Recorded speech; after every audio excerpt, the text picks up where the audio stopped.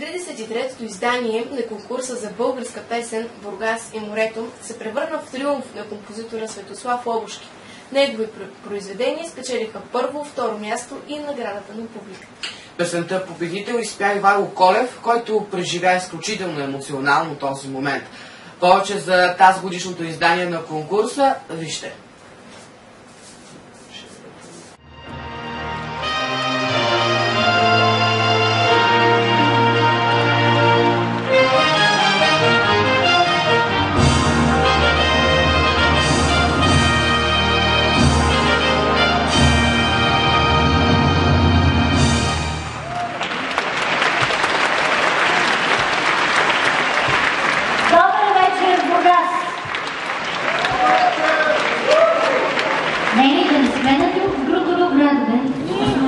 Добър вечер, Бургас! Добре дошли на 33-я. Ти стана ли на 33-я? Аз още не. На 33-я национален конкурс за забавна песен "Бургас и морето". Много е да прекрасно. Милиони са, нали? Нали са милиони? Добър вечер и на всички телевизионни зрители. Да си пожелаем една чудесна песенна вечер. Ваши водещи тази вечер ще бъдат неотразимия магьосникът на сцената Ненчо Хилчев.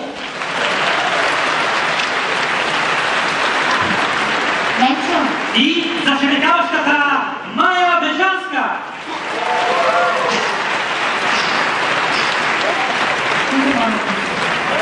Ненчо, моля да го моля нещо. Да. Другия път ще дойде с друго тяло.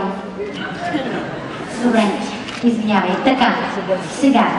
Начало. Силни аплодисменти за организатора на конкурса община Бургас. Виж как се обича общината. И така не прескаш, ще го казвам, община София. И за да открием конкурса, нека да поканим на сцената кмета на общината, господин Димитър Николов.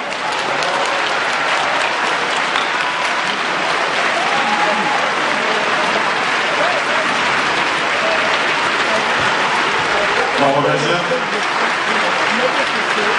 Добър вечер, скъпи приятели. Какво правите с тази любов? Бургас и морето е една от силните музикални емоции на нашия град. Една много добра традиция, която община Бургас се старае да съхрани във времето, да я направи по-интересна и по-значима. Бургас е сцената, която дава възможност да се изявят талантливите български творци и да представят прекрасните си музики и текстове.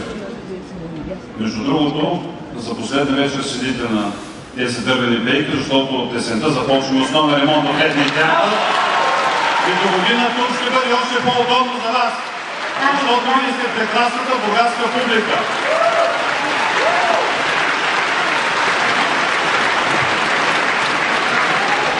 Пожелавам успех на новото издание на "Бургас и морето". Нека красивата българска музика се роди именно тук, тази вечер. Откривам фестивала "Бургас и морето" 2015. Успех! Така беше открито 33-то издание на конкурса за българска песен "Бургас и морето". Вечерта се превърна в триумф на композитора Светослав Лобошки. Негови произведения спечелиха първо, второ място и наградата на публиката. Песента "Вече знам" в изпълнение на Ивайло Колев бе оценена най-високо от жури и публика на националният конкурс. Второто място също бе за композиция на Лобошки, "Провинциалната Мария" в изпълнение на Васил Чергов. Третото място спечели младата Елена Кокорска, която представи песента на Димитър Пенев "Първата любов".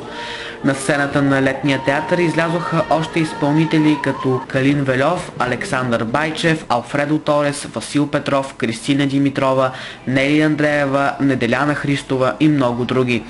За първи път тази година журито бе качено на сцената и стана част от спектакъла с водещи Мая Бежанска и Ненчо Илчев.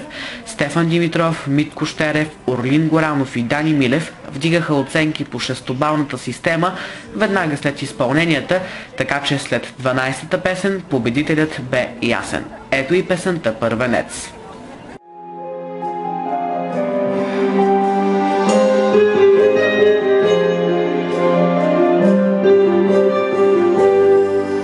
Вече знам, любовта ни бе само миг, беше лудост, беше вид, беше всичко на света.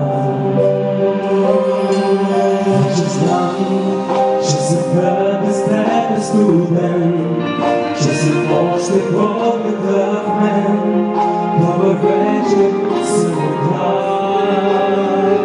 Къде си?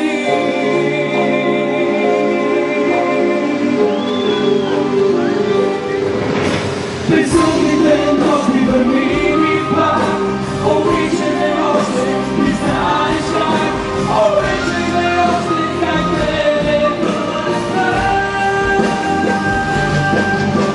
ела с новините за светлия път, да пръсти коли само твоя сън, да ми добра, красива и добра.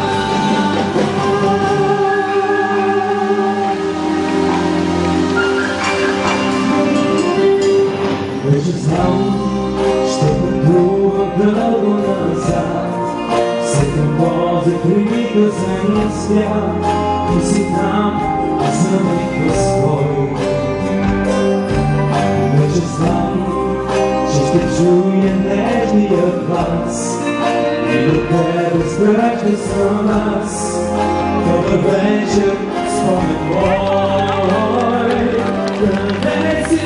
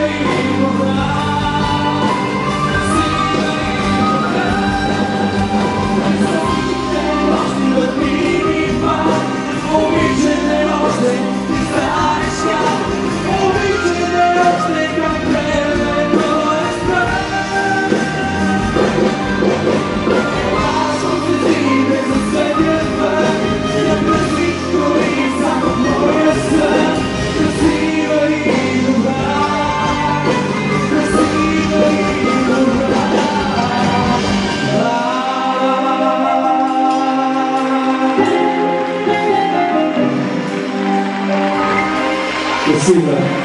Добре.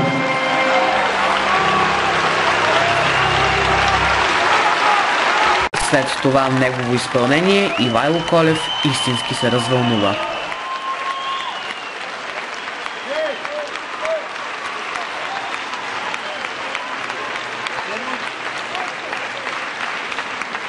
Някой беше казал...